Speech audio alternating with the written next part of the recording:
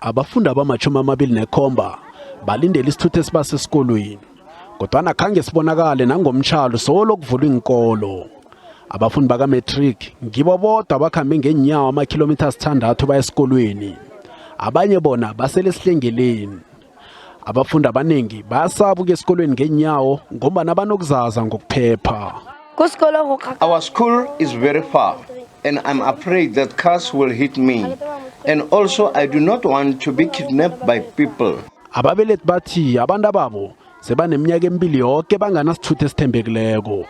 Balila nangokuthi isithuthi saphambilini asikakulungeli ukuba sendleleni. Since 2020 Since 2020, we have been encountering this problem of transport. We have engaged schools and the Department of Education, and the Department of Transport is not doing anything about this matter. Umnyango wezokuphepha komphakathi kunye nowezokuthutha esifundeni bonakala ngasuthi awazi ngalomraro se-Willow Park. The issue here is the Department of Community Safety and Transport Management. For now, we are not aware.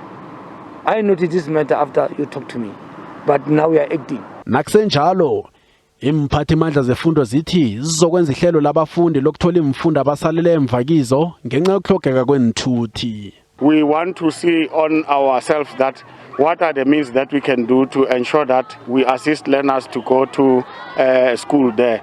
So it's something that we are working on.